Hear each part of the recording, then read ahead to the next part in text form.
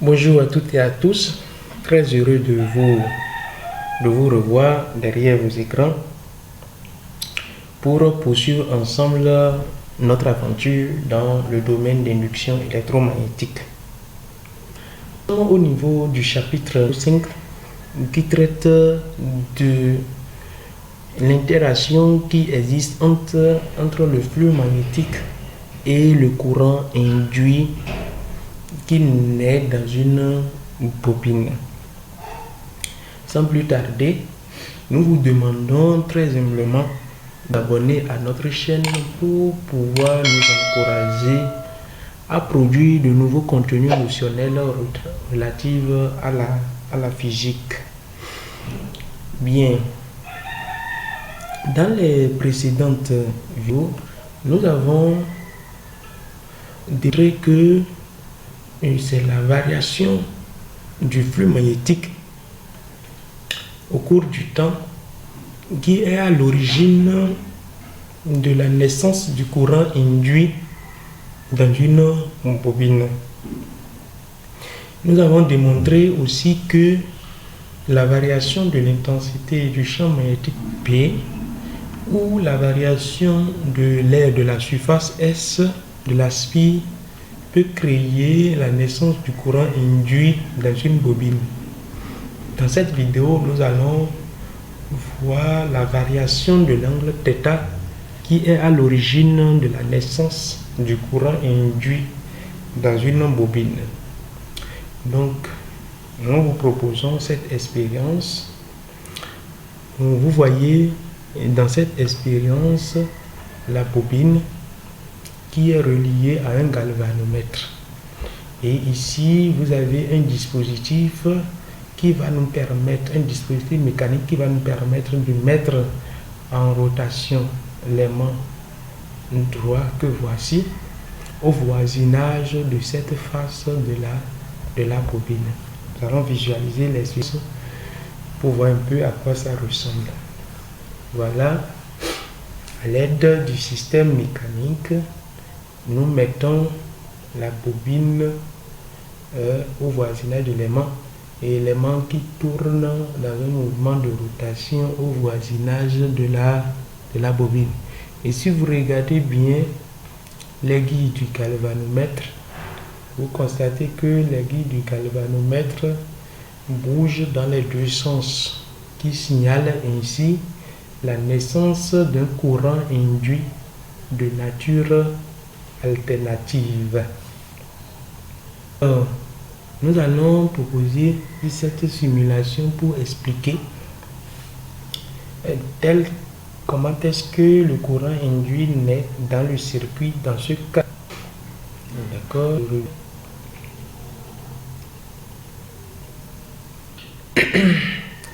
Tel que l'aimant droit se présente, nous pouvons représenter le champ magnétique créé par cet aimant à l'intérieur de la bobine qui se présente comme vous le voyez.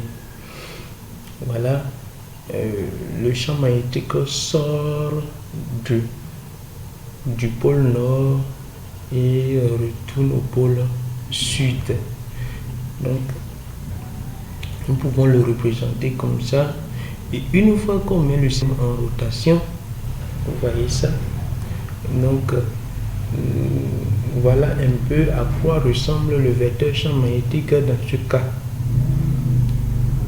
Nous allons revenir sur la représentation du vecteur champ magnétique à l'aide des lignes de champ magnétique du spectre magnétique d'un aimant droit. Donc, vous pouvez retenir simplement que le vecteur champ magnétique P créé à l'intérieur de cette bobine tourne dans le sens contraire au sens de rotation de l'aimant droit. Donc, au moins vous constatez là déjà que le vecteur champ magnétique B entre par le pôle sud. D'accord. Et nous continuons la rotation. Et vous comptez bien avec moi que le vecteur champ magnétique P et l'aimant et tourne en sens inverse. Voilà, nous sommes revenus à la caisse de départ et vous constatez avec moi que nous pouvons représenter déjà le vecteur surface en connaissant l'orientation de la spire. Donc, si nous connaissons l'orientation d'une spire, nous pouvons représenter le vecteur surface S qui est là. Et dans cette position précise, nous pouvons déjà identifier l'angle θ, d'accord, que fait le vecteur surface S avec le vecteur champ magnétique B. Donc, au cours de la rotation, l'angle θ varie de 0 à 2π pour faire un tour. Donc, au fur et à mesure qu'on effectue la rotation, l'angle formé par les deux vecteurs varie. Le vecteur champ magnétique et le vecteur surface, bien sûr.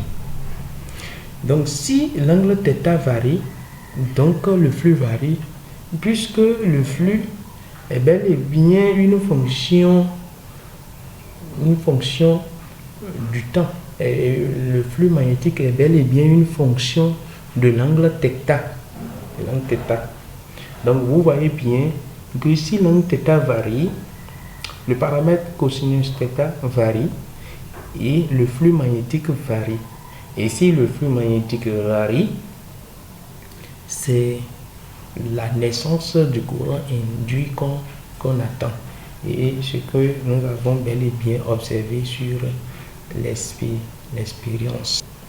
Nous allons voir d'autres cas de figure de variation de l'angle θ. Mais bien avant, nous vous demandons d'abonner à notre chaîne pour nous booster à produire de nouveaux contenus notionnels. Alors, votre expérience de variation du vecteur surface S n'est rien d'autre que cette expérience que nous vous proposons. C'est la belle expérience que nous mettons au début de chaque vidéo pour illustrer la naissance du courant induit dans notre aventure du phénomène d'induction électromagnétique. Dans l'expérience précédente, c'est l'aimant qui tourne d'un mouvement de rotation au voisinage de la bobine. Mais dans celle-ci, c'est la bobine qui tourne d'un mouvement de rotation au voisinage de l'aimant. Et nous observons le même phénomène. Donc nous identifions le paramètre qui tourne ici. Ce n'est rien d'autre que le vecteur surface qui tourne pour faire varier l'angle θ qui existe entre le champ magnétique B créé par l'aimant et le vecteur surface S. Nous pouvons prendre encore une autre expérience. Dans cette expérience, vous voyez deux bobines plates qui sont disposées de manière coaxiale. Donc, la première bobine plate est parcourue par un courant continu et qui se comporte comme un électroaimant et qui envoie à travers la deuxième bobine un champ magnétique B. Donc, et la deuxième bobine est reliée à l'oscilloscope. Qu'est-ce que nous constatons? Si nous faisons ces mouvements de variation du vecteur de l'angle θ, ici maintenant c'est le vecteur surface qu'on varie, d'accord? Le vecteur surface varie et c'est l'angle, en réalité c'est l'angle θ entre le vecteur surface et l'autre côté qui varie. Donc nous constatons que il y a naissance du courant induit, d'accord, dans la bobine. C'est une expérience de variation de l'angle θ.